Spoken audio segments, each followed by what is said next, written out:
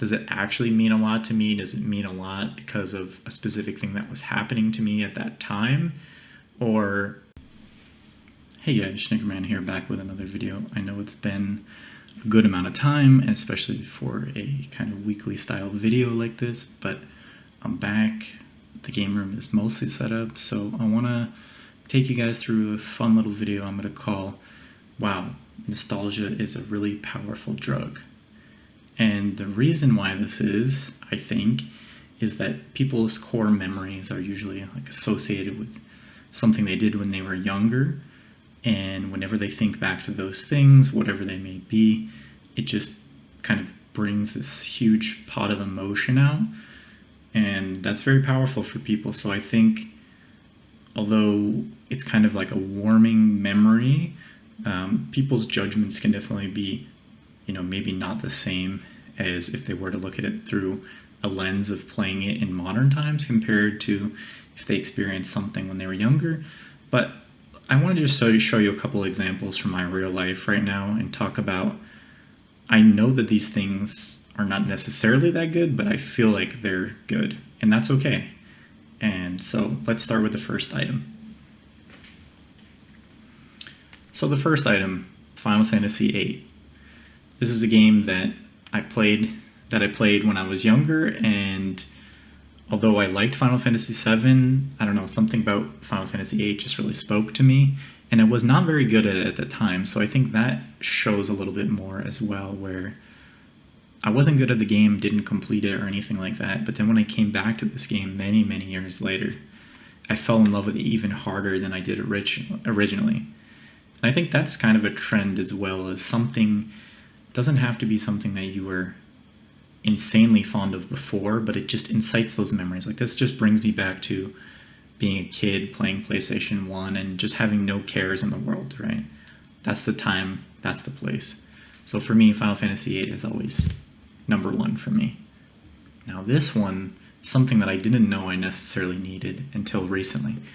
So this is a Beast War Transformer, and I think his name is Iguanus or something like that. This is very insignificant, but why this is nostalgic for me is when my sister was born. She's, I think, about 3 years younger than me, and my brother is 2 years older than me. So my brother and I were about to get a new sister, and my parents, they knew that this would probably be a bit of a problem for two younger boys, so they decided to pretend that my sister was giving us gifts. So on the day my sister was born, my brother and I were both presented with wrapped presents, and they were actually this Transformer and another one for my brother. And the characters of these Transformers, these Beast Wars, are not the main characters or anything like that. They're just really insignificant other characters, doesn't matter, but they hold a lot of value. And it's something I've always thought about. Like, I'll be reminded, like, I think we have on video somewhere that my brother and I are getting these, and I've always remembered that it was a really cool toy. And they re-released these, I guess, maybe like a couple years ago or a year ago or something like that, and my brother was shopping, and we saw these, and I was like, we have to buy them. They were $10. Again, doesn't really matter the price or what they are actually. It just represents, wow, I remember this when I was literally 3 years old. I remember getting this. We saw it on video that reminded us of it, and just having it in the collection feels really cool to me, feels right. So I think that's pretty cool. And then the next one, there are going to be a couple more games and one other item. So let's start with the other item first. This one everybody knows by now, I think, if you watch the channel, that I like Digimon, but this is another one similar to Final Fantasy VIII, where as a kid I didn't really watch a lot of TV because we weren't really able to. So I always tried to watch Digimon at friends' house, like my friend Jesse's house, our neighbor Nick and Mike's house. Some of them had like the VHS that had a couple episodes. So something very nostalgic about Digimon. And then I didn't really care about it for a really long time as I was growing up. And then just a couple of years ago, less than 10 years ago, got back into it. And now I just really relate to this series, and I think that's pretty cool as well. Because now I have my modern set of eyes, and I can judge it and say, like, hey, this was a show that was kind of designed for kids, but I can find a lot of cool, interesting things that I like about it now, going back, and I have the means to like collect things about it and experience it in a whole new lens. So Digimon is obviously a very nostalgic thing for me. You may argue with me and say, Schnick, hey, Digimon's really not that good, Pokemon's better, whatever the argument may be. But for me, this is always going to be the number one thing. Now, the next three things are going to be other games, but these are specifically games that are not necessarily like supposed to be that good, but they mean a lot to me.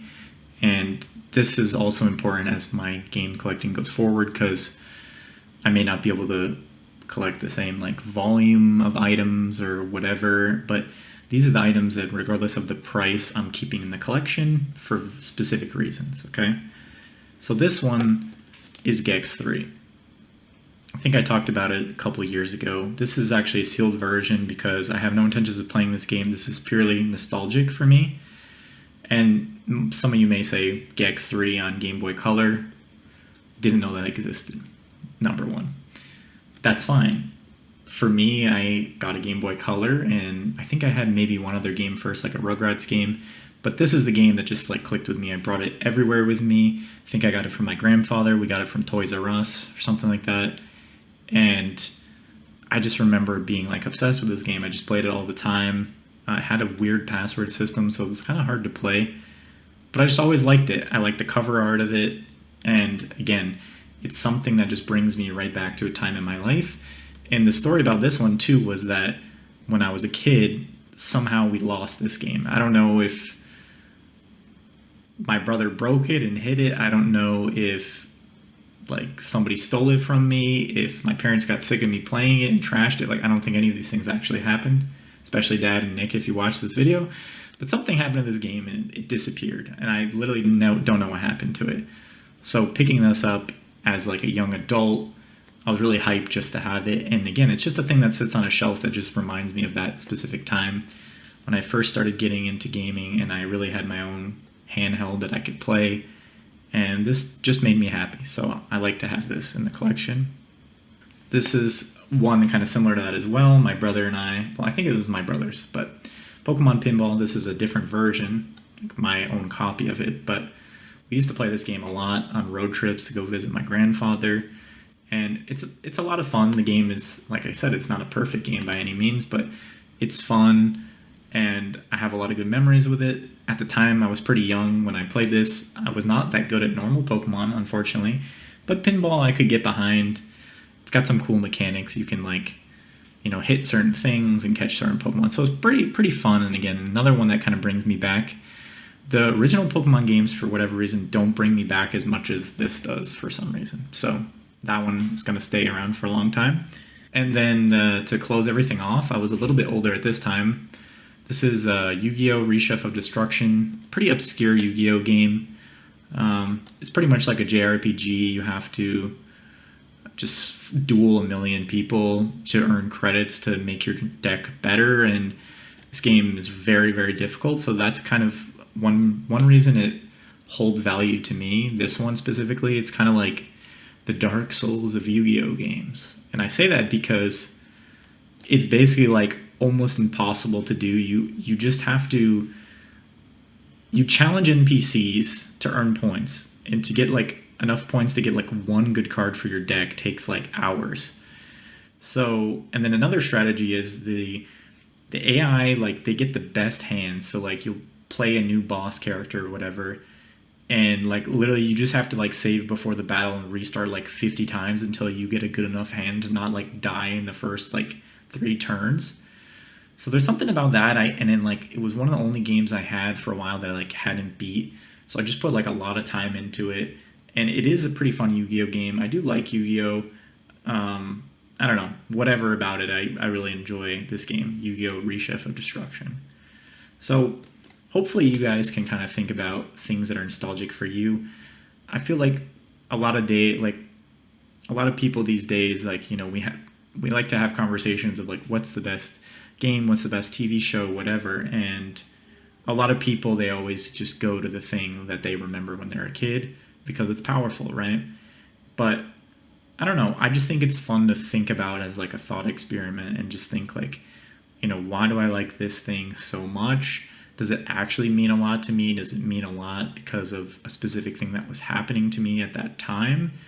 Or whatever. And for me, like, you can see, of course, being nostalgic, like, all these things come from kind of like the same time in my life. Probably when I was like, I don't even know if I could judge, but I would say like younger than 10 or maybe around that age. So that was like a very core moment in my growing up and my young person's journey that just really like clicked with these kind of nerdy things. And well, I guess I was 3 years old with the toy, but either way, just really caught up in that memory of my life. And so I would like to encourage everyone who's watching this, try to share at least one little thing that you're super nostalgic about, and maybe a story, because I really enjoy to read the comments and see what really hits home with other people. One of my friends, Bill, has a podcast, and he always talks about games that he was really nostalgic for with him and his sister. And I just think it's really fun because sometimes the games will be so obscure, but you might have the same one as somebody else. And it's just cool to like hear that. Like if anyone had any of these games besides Final Fantasy VIII, maybe, that they connected with, that would be super cool, because I think that's very uncommon to happen, but it's a good bonding factor. So I hope you guys enjoyed this video. Until the next one, peace out.